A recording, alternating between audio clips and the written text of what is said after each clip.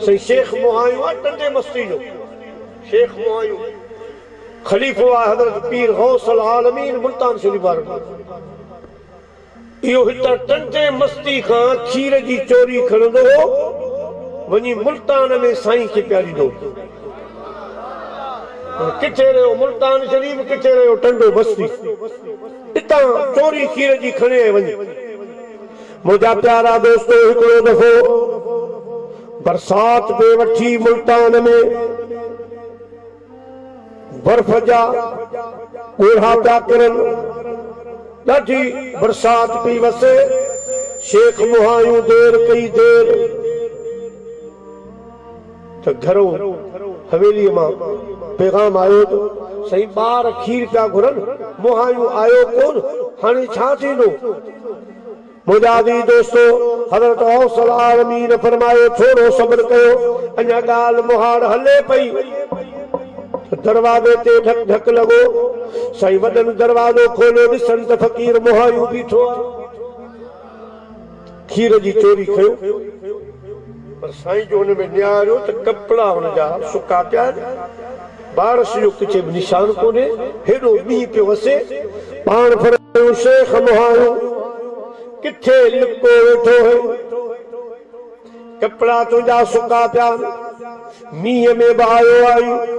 انہی کھلو مرشد کے خبر ہی پر آرے گال زار کرنی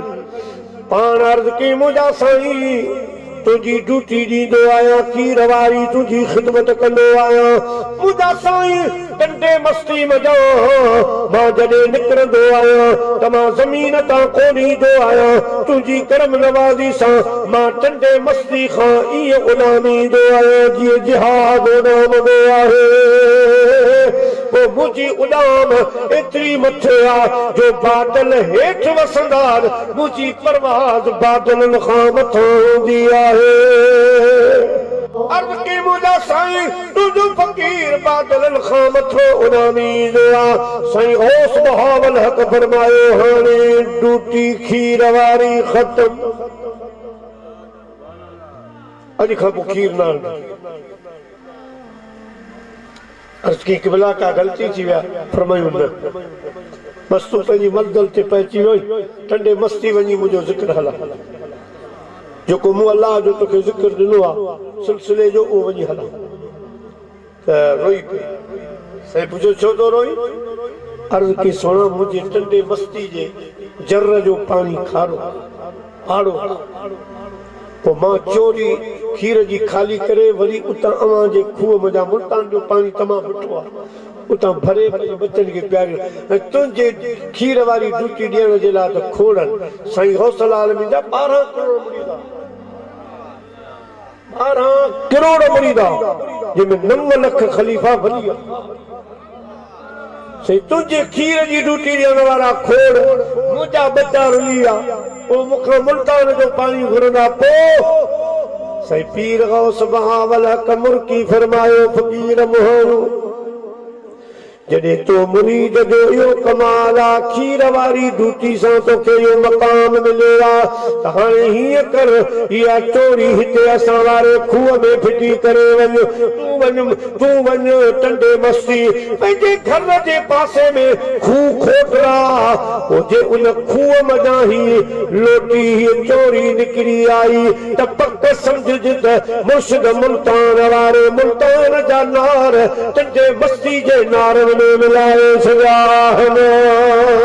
نعرہ تکبیر نعرہ رسالہ نعرہ تحقیق نعرہ حیدری نعرہ پیر علماء اہل سنت پیارا مسلمان بھائیرے حضرت شیخ مہایوں رحمت اللہ علیہ گوٹھ موٹی آئے اتی جو خوہ کھوٹ رائی تو اوا چوری اتاتی نکتی اج بھی خوہ موجودا تمام ملتان جو پانی پہ وری ان خوہ جو پہ تو کو فرق محسوس کو نتی تو آئے سلطان باو رحمت اللہ علیہ علم جوان انجیلا فرمائے تن میرا جے چشمہ تے میں مرشد ویکھن رجا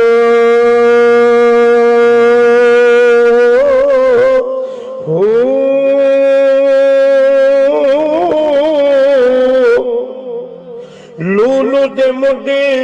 لکھ لکھ چشمہ ایک کھولو ایک کجو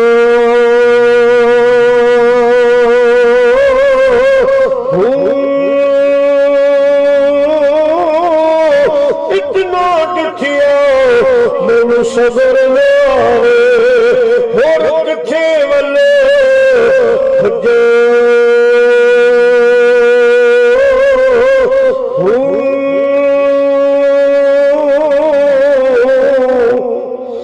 مرشد دا دیدار ہے باہو مینو لکھ کروڑا حجا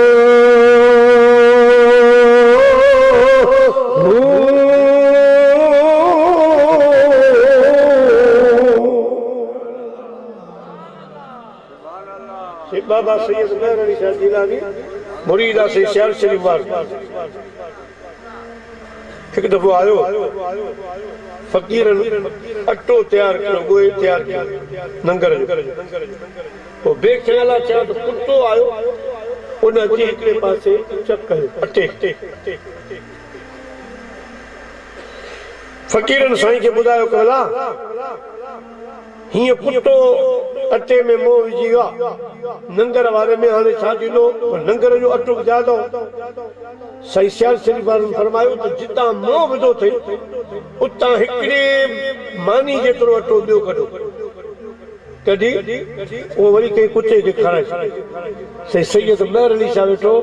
چکبلا کتے کے چھوتا کھڑا ماں جو ماں جو اٹھو آیا تو بزرگ چلا لنے چیو پان وہ نگاہ بدئی جو مہر علی شاہ کے لئے کٹھا تھا کٹھے محبت کہ سنانے یہ اٹھو اساں خان ہم تو کیا نا مکھے دی پڑے ونی پاتو قدم موہی دے پڑے ونی پاتو انیا منصور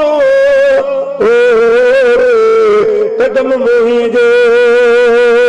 کتھے عیسیٰ روح اللہ کتھے عیسیٰ روح اللہ کتھے نوح نجی اللہ کتھے موسیٰ کلیم اللہ کتھے موسیٰ کلیم اللہ انیا بہت دور قدم موہی دے اللہ قدم موہی دے تیرے ولی پاتے انیا منصور قدم موہی دے توڑی مجنو توڑی سرمد توڑی مجنو توڑی سرمد توڑی فرحاد کئی آہد اسی حد خان لا حد آئیوں اسی حد خان لا حد آئیوں الہی نور آئے قدم موہی دے قدم موہی دے پڑے وجی پاتے انیا منصور